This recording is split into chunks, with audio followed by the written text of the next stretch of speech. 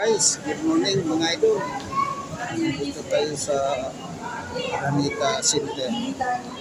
Dito ho tayo ng Intramuros at saka sa Dolomite Beach. So samahan niyo ako guys. Dito lang kami dumadaan sa Araneta. Kasi dito ang sakayan ng LRT at saka MRT. So, samahan niyo ako dito guys. Pasyal ko kayo sa Intramuros at saka sa Dolomite Beach. Dito tayo na.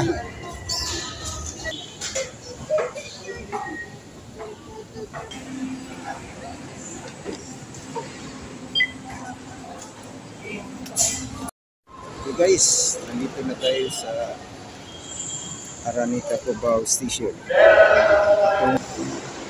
Naghihintay lang po kami ng train. First route natin guys, Intramuros. Okay, saglit lang, meron nang dumarating na train. Dumating na yung train. LRT2.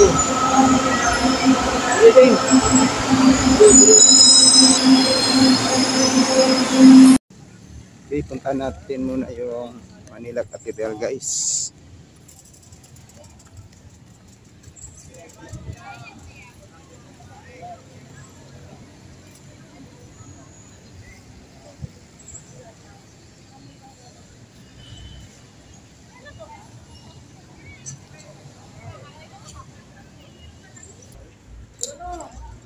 Ito guys, ito yung history ng Roman Catholic Cathedral of Manila. First cathedral built in 1581, damaged by a typhoon.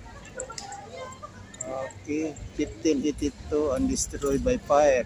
1583, second cathedral built of stone in 1592 and partially destroyed by earthquake. 1600, third cathedral built in 1614 and destroyed by the earthquake of 1645.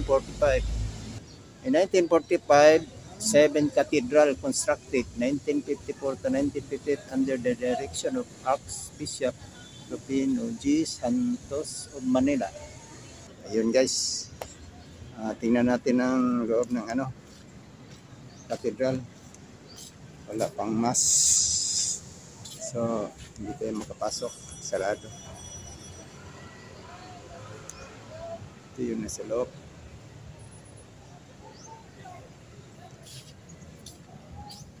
Ito yung Plaza del Gobernador.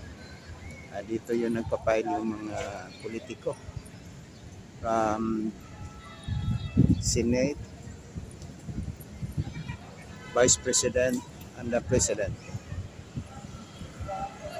Kung naalala nyo, nung last election, daming mga tao dito naghihintay kay Sara Duterte mag-file siya. Tingnan natin itong kabayo. Ito yung namamasahe mga idol. Pili mo itong sakyan. Itutur ka na the whole Intramuros. Okay, magtanong tayo dito. Magkano ho bang ride, sir? Ali 1,000 po 1 hour yan. 1 hour. Hanggang 6 na tao. Yung kampo sa sundalo na parang walang tao sa loob. Sa Fort Santiago yun. Fort Santiago? Opo, yung dungeon. Mga idol, ito yung isa sa mga lumang struktura dito. Bago lang pintura. Ito sa Manila Cathedral, paligid ng Manila Cathedral. Itong area nito mga idol, itong tinatawag na Old Manila. Kasi from 15th century, yung kapanahonan pa ni Magellan, doon nagsimula yung pananakop ng mga Espanyol. Then next yung Japanese World War II. Yun. Yun lang ang nasa naintindihan ko na mga balita. history. Okay guys. Okay guys. Rides tayo ng ano, horse.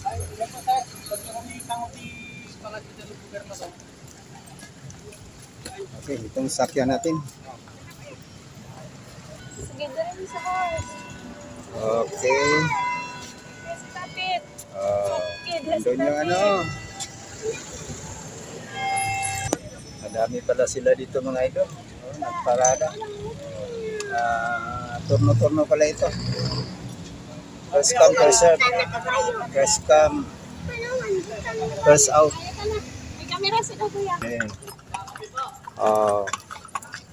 On board na tayo mga idol sa isang kalisa. Anong first stop natin? Kotsiro.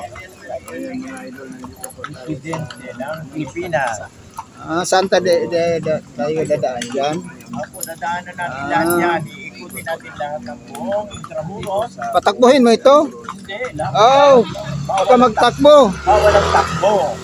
Magsusuka ako kung matulin na yung takbo. Bawal po ang takbo matinig sa Intramuros.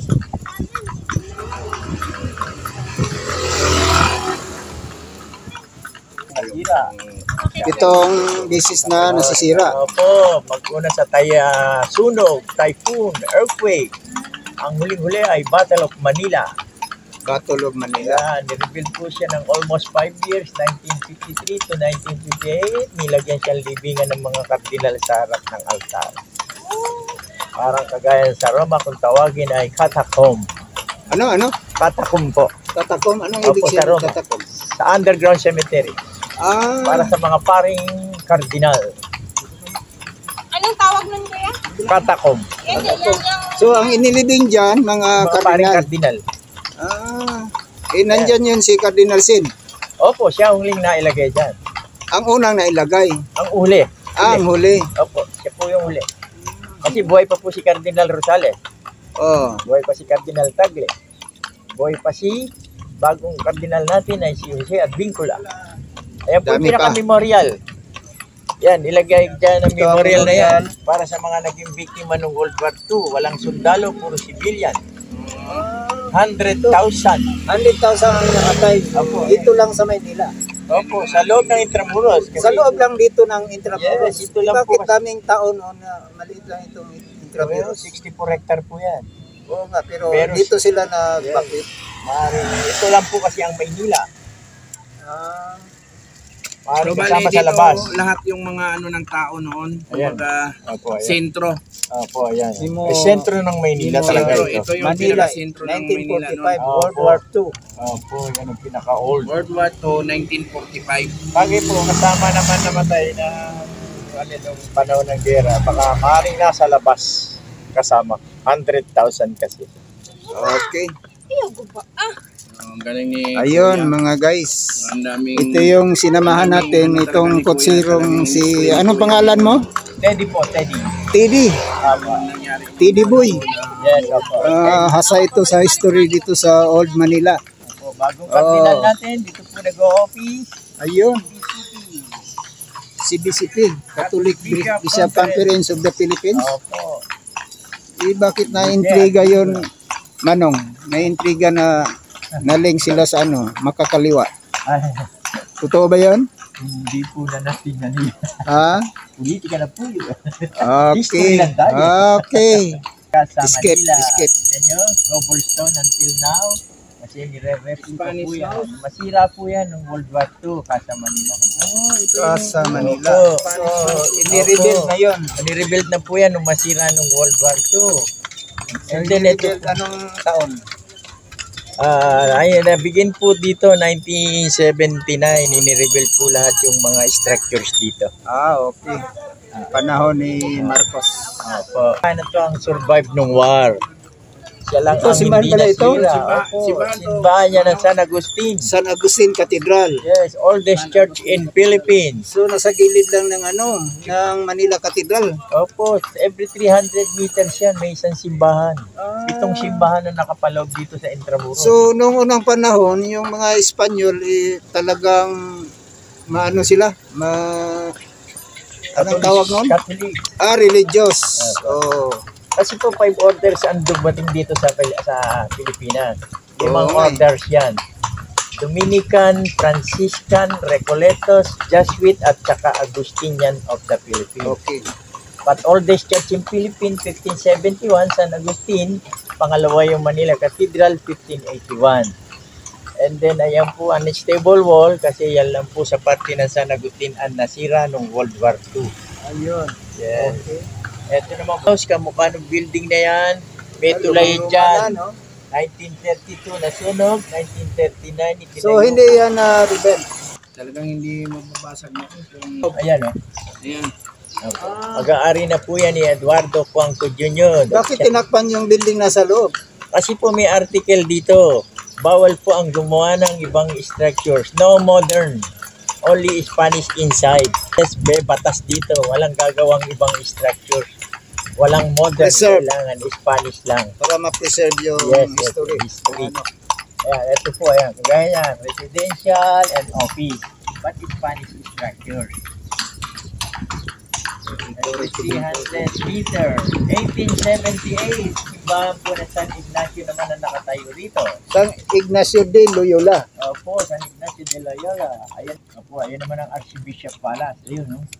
May Capiz window, 1653. Mga nasira po yan noong World War II. So rebel din yan. Ayan, Rebel. Manong. Opo, ito simbahan ng San Ignacio. Kaya every 300 meters, may isang simbahan. San Ignacio, Manila Cathedral, San Agustin. Religious talaga. Yeah. mga Ito po Espanyol. yung Jesuit Church. Ito naman ang Jesuit School. Kung saan nag-high school si Dr. Jose Rizal. Ah, dito. Dito. Yes. Manong. Former site of the Ateneo de Manila. Yes, opo.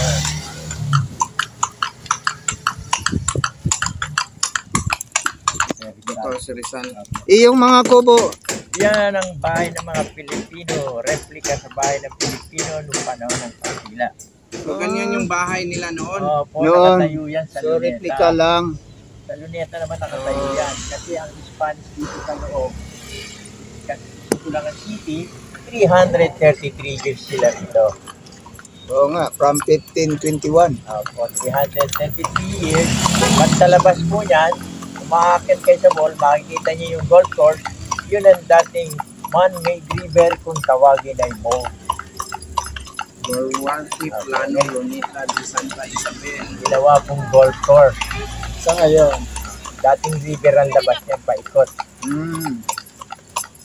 Kaya yun. Eduardo Cuanco. Dating Adamson. Eduardo Cuanco. Opo. Ah, yung building na nasa loob, tinakpan niya. Opo, may building sa loob. Ito yung original na daanan, 1603, Costa de Santa Lucia. Puerta de Santa Lucia. Opo. Gate.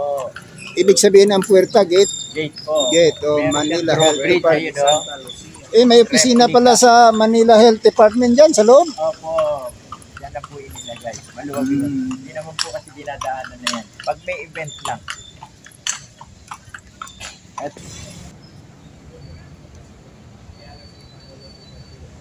Ito mga idol, ito si Pangulong Duterte, yung last na presidente. So ito lahat mga idol sa kalaman nyo. Ito ang mga replika ng mga dating mga presidente. So start tayo kay President Duterte. Ito yung latest. Benigno Aquino III, Noynoy. Gloria Macapagal Arroyo, Hirap Estrada, Hirap para sa mahirap. Ito ang kang Gloria, ano yung caption ni Gloria? Pinoy Duterte, tunay na pagbabago. Philippines 2000, Cory Aquino. Yung naalala nyo noon, yung Yellow Friday, ito yun. Ito, yung pinakamagiting na presidente. Ferdinand E. Marcos. Ito yung father ni PBBM. So, tagal-tagal ito mga idol from December 1965 to February 1986. Then, pababa tayo mga idol. Then, si Macapagal. From 1961 to 1965. Then, Carlos P. Garcia.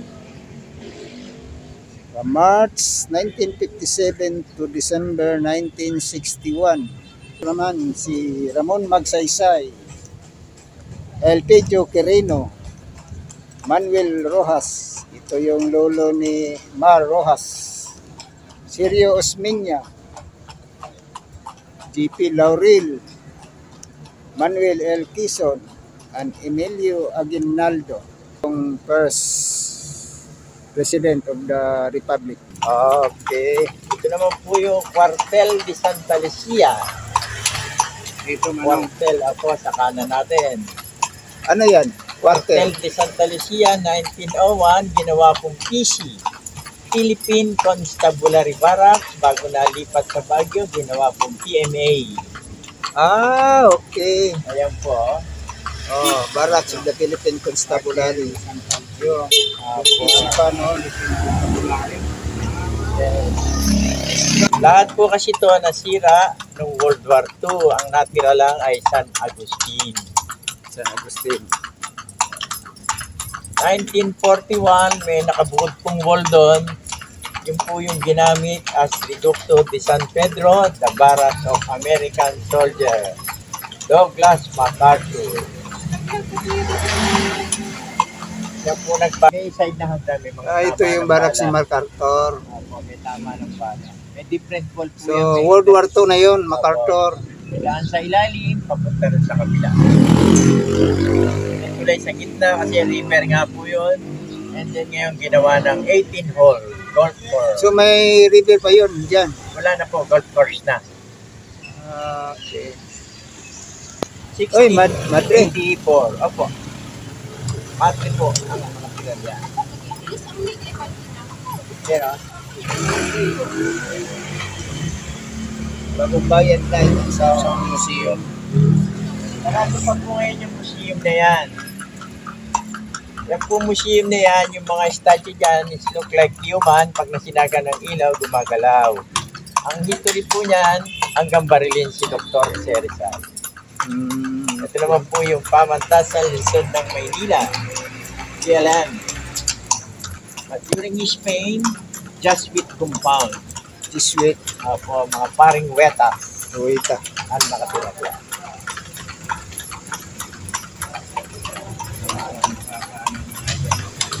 Ito naman yung barracks ng Japanese.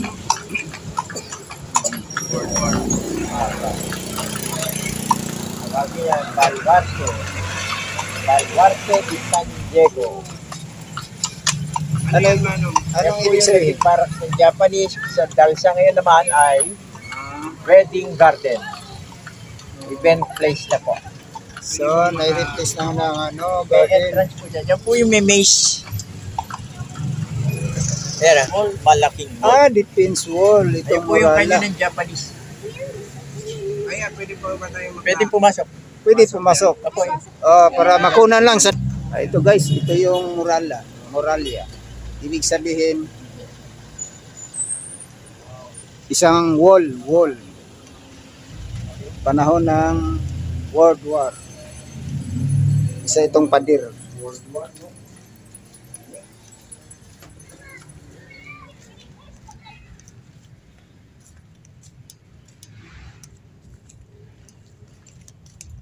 Ayun, ito yung kanyon.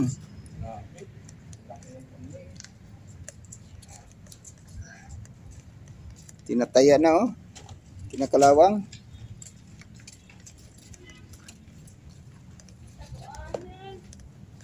Buhatin natin. Bigat.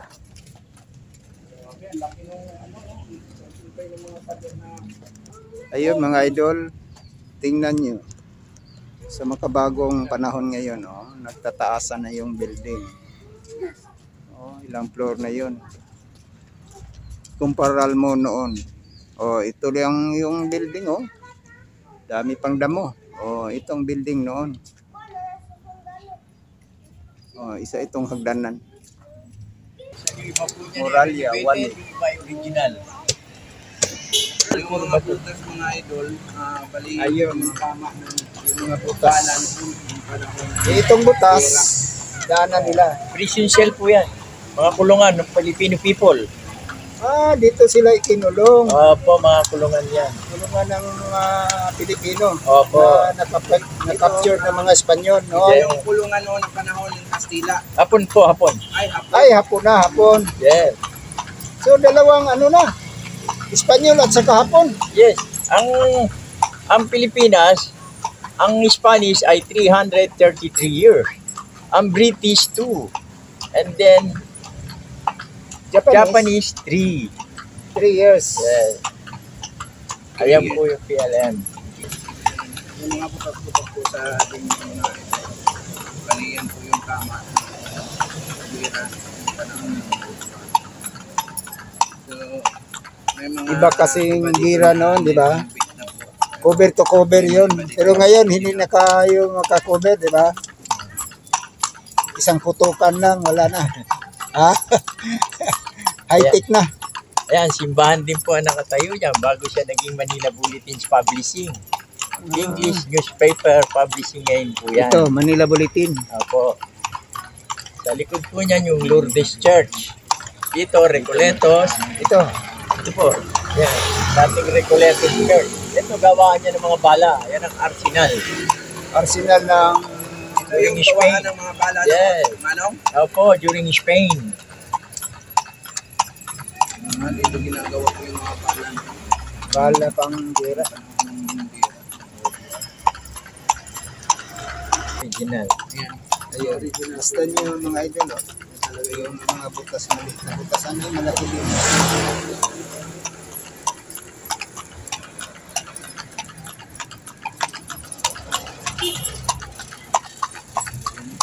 Sa kaliwa po natin, unang pampublikong eskwelahan sa Maynila. Ay tinayo noong 1906, ayan po yung Manila High School. Manila High School. Ito yung unang paaralan Opo, na walang bayad sa Maynila. Ito yung unang paaralan na libre. Opo, Manila High School. Manila High School. Ano yun sa... Kuan? Tagalog yung laurel, yung dahon po ng laurel, yung Oo, nilalagay sa oo, adobo. oo. Yes. Ayan siya. Oh. Bago tayo pumuntang port, sige. Picturean niyo sandali. Okay, mga idol, masdan natin yung kanyo na iwan dito. Baluarte di Dilaw. Di San Francisco Dilaw. So, may naitinalaga ditong 14 na kanyo ng Espanyol. Panahon ng Espanyol. Tingnan natin guys. Kung anong klaseng kanyon yun. Yun yung mga kanyon.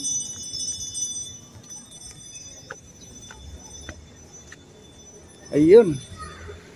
Kita nyo guys. Ayun, 1, 2, 3, 4, 5, 6, 7, 8,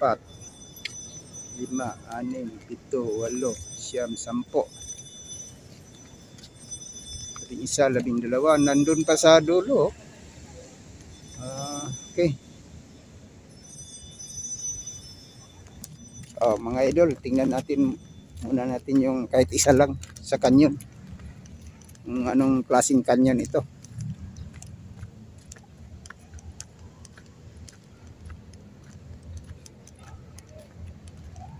Ito.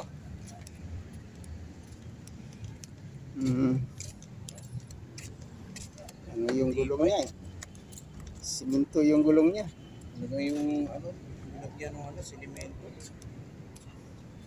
Hindi natin makita yung butas dito. Ayun, yun ang butas. Ang kanyon.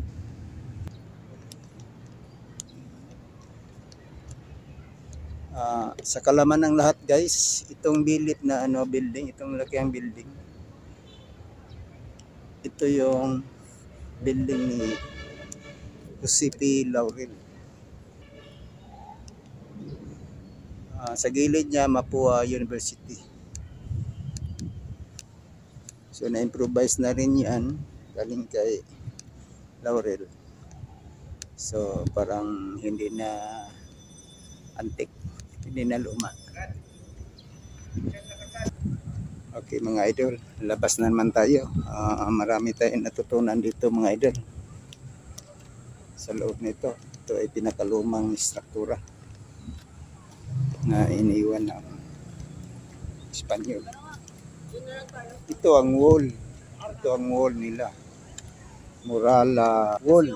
Ibig sabihin wall. Yung murala. Muralia. In Spanish. Ito mga butas mga idol. Ito yung tinamaan ng bala. Ayan, puro dito, puro private school dito kuya. Dito pala yung Engineering, Mapua. Mapua Institute. Mapua, simbahan din na nakatayo dyan, panahon ng Kastila. Ayan, ayan, Berta Puerta. del Parian. 1593. Bibilin. Yan ang unang Chinatown. 1593. 1593. Yes. Ayan, ang Chinatown ngayon, ayun, sa may Angkorland. Yun ang Chinatown. Opo. Ito yung ano Yan ang Opo, nung panahon ng Kastila. During Spain, diyan sila nakatira bago nalipat sa Binon. Si Magellan, hindi nakapunta dito. Di po, pinatay na siya ni Lapu-Lapu. At saka si Lapu-Lapu sa Cebu lang yun. Sa Cebu lang sila. Iba. Ano to? Yan po yan. Yung daanan. Baluarte de San Gerardo. Opo, ito. Daanan niya papuntang Laton. Gawa na yan ng mga Amerikano. Ito yung second oldest school. School. Ang matandang eskwelahan na tinayo ng mga Kastila. San Juan de Letran. 1620, opo. Colegio de San Juan de Letran. Ang school na yan 403 years na po. 403. Opo. Itong struktura niya? O bago harap, na lang? Renovate yung harap. Likod lang po okay. nasira. Likod nito yung original. Yan nasira. Yung harap po ang passage. Ito yung ano talaga. Opo. Ito yung mga tama ng bala. Ang laki. Opo. Malaking kwentro dito noon. No? Ito naman po yung naputol ng World War II. Naputol yung wall. Ito. Yes. Putol. Opo. Opo, tingnan nyo, ginawa yung wall. Pasok na yung ano. Napasok na yung Hapon. Ginawa yung wall, walang ginamit na bakal, oh. Ito yung wall. Puro bato, no? Nabatag yung pader. World War II. Yes. Mga kulungan po yan. Kastila dito sa Pilipinas. Opo, 333. Ang tagal na ano. Nanirahan yung Kastila. Kaya halos nadala ng mga Pilipino yung ugali ng mga Kastila dito. Yes.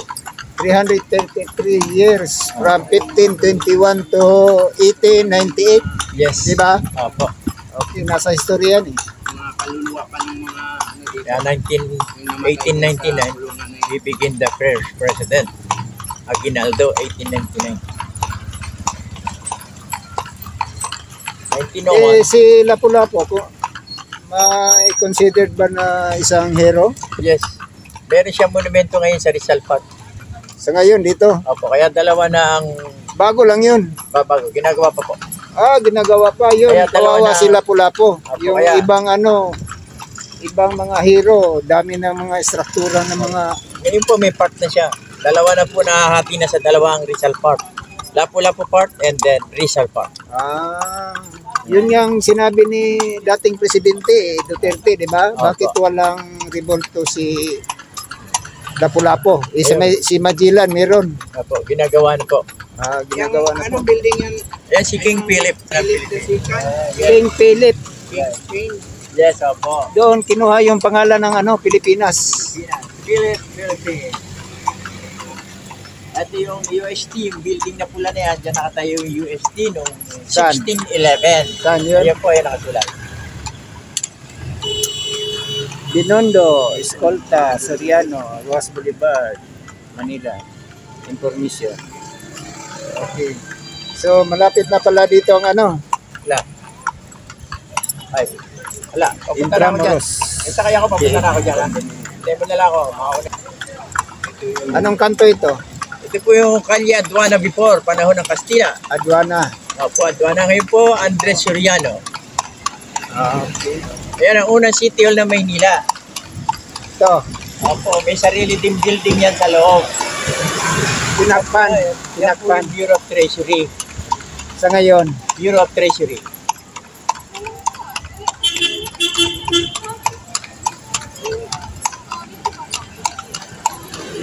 Ayun. Yun, Palacio del Gobernador. Unang Malacanang.